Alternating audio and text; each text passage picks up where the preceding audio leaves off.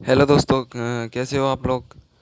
आज का जो एडिटोरियल है वो कोरोना के ऊपर है कि मतलब कोरोना के बारे में बताया गया है कि आपको फेस मास्क है लगाना अति आवश्यक है, क्योंकि जो कोरोना है वो हवा हवा के द्वारा भी फैल सकता है।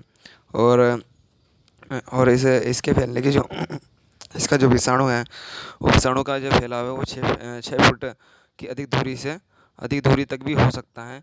ऐसे में आज का एडिटोरियल इसी के ऊपर है।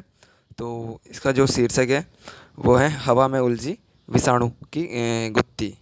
हवा में उलझी विषाणु की गुत्थी। तो ऐसे में बताया गया है कि अगर इसका टीका भी आ जाता है तो आपको फिर भी मास्क लगाना आवश्यक है। इससे काफ़ी बचाव हो सकता है।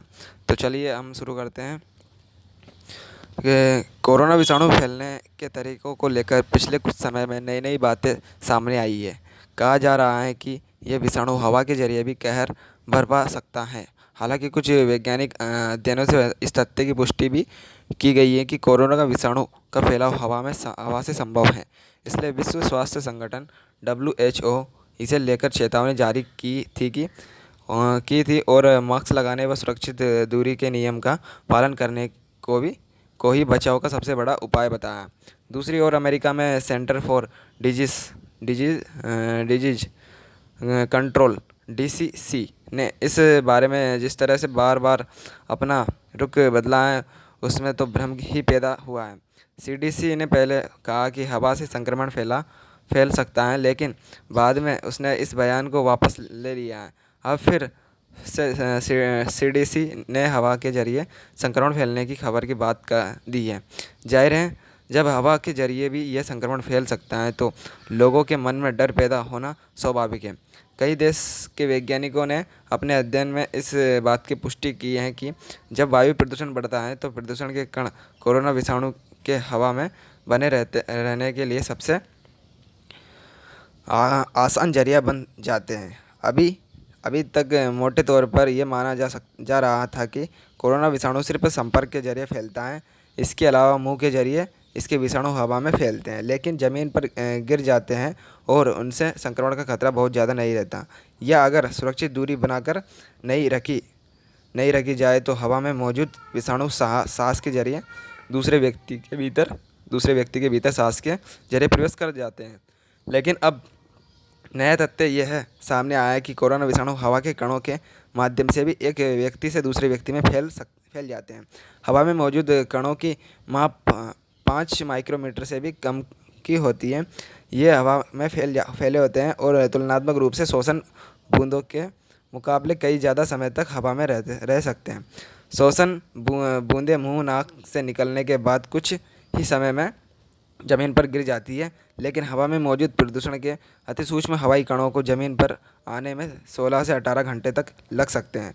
ऐसे में मुंह नाक से जो बूंदें निकलती हैं उसमें मौजूद विषाणु प्रदूषित हवा के कणों पर चिपक जाते हैं और फिर इसी हवा के जरिए दूसरे व्यक्ति में प्रवेश कर जाते हैं।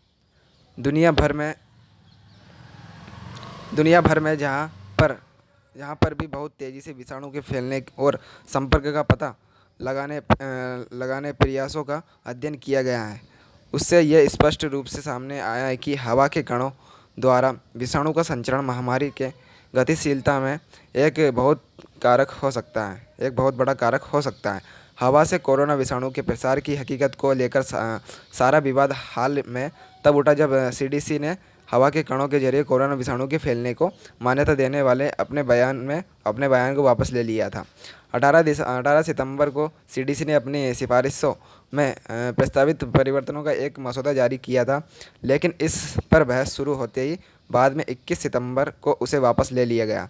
CDC ने पहले इस बात की पुष्टि की थी कि संक्रमित व्यक्ति से निकली कोरोना विषाणु युक्त सूक्ष्म बूंदों से हवाई कण बनते हैं, जो कुछ समय तक हवा में लटके रह सकते हैं और कुछ निश्चित परिस्थितियों में 6 फीट से अधिक दूरी तक भी फैल भी सकते हैं। और ऐसी दूषित हवा में सांस लेने से अन्य स्वस्थ लोग इससे संक्रमित हो सकते हैं। जबकि 21 सितंबर को CDC ने जो नया परामर्श जारी किया उसमें विषाणु संभावित वाहक के रूप में हवाई कणों का कोई उल्लेख नहीं था।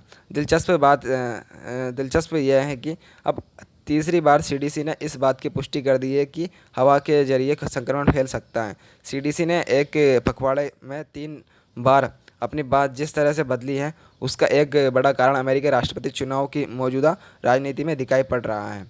कोरोना विषाणु के हवाई कण जनित संक्रमण के सिद्धांत को स्वीकार्यता काफ़ी देर से मिली है। हालांकि इससे वैज्ञानिक साक्ष्य पहले ही आ चुके थे।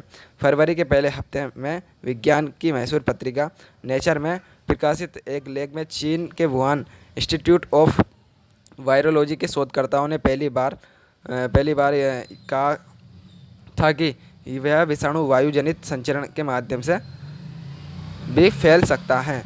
यह शोध पत्र इसलिए भी महत्वपूर्ण है क्योंकि इसी अध्ययन में पहली बार इस महामारी को फैलाने वाले कोरोना विषाणु की आनुवंशिक पहचान और अन्य विशेषताएं बताई गई थी और इस बात की पुष्टि की गई थी कि वह विषाणु मनुष्य की कोशिकाओं को संक्रमित करने से पहले उनकी बाहरी सतह के संपर्क में आता है।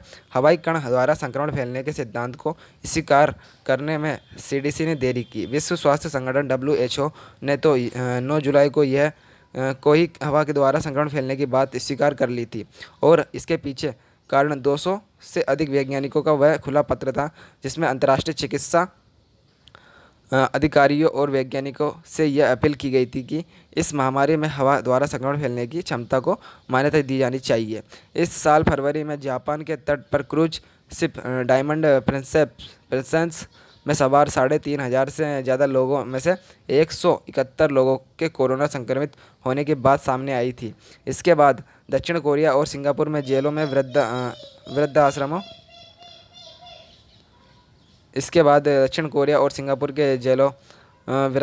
दक्षिण कोरिया में जुआ नृत्य कक्षाओं, ऑस्ट्रेलिया में स्की रिसोर्ट्स और माउंट वार्नोन वाशिंगटन में एक चर्च में महामारी का फैलाव देखा गया था।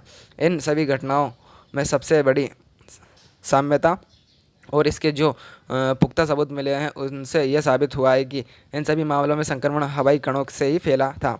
हवाई में मौजूदा कणों से संक्रमित की पुष्टि होने के साथ ही इस बात के भी प्रमाण मिले हैं कि कोरोना विषाणु का फैलाव 6 फीट से अधिक दूरी तक भी हो सकता है। ऐसे में संक्रमण को रोकने का एकमात्र सार्वभौमिक तरीका लोगों को मास्क लगाने के लिए प्रेरित करना है और टीका आ भी जाए तब भी ऐसा करना फ़ायदेमंद रहेगा। यह सुरक्षा का एक अतिरिक्त घेरा साबित होगा।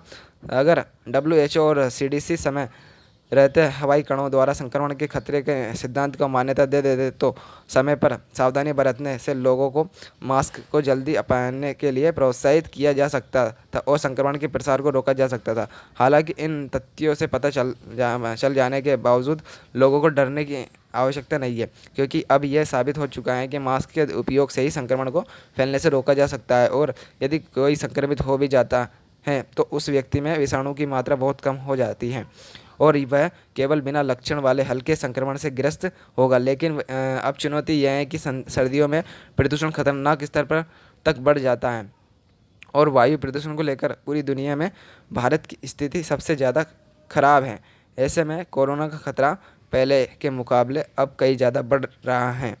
अगर बचाव के उपायों की अनदेखी की तो हमें इसकी भारी कीमत चुकानी पड़ सकती है। तो दोस्तों, आप भी मास्क लगाएं और कोरोना को मार भगाएं। धन्यवाद।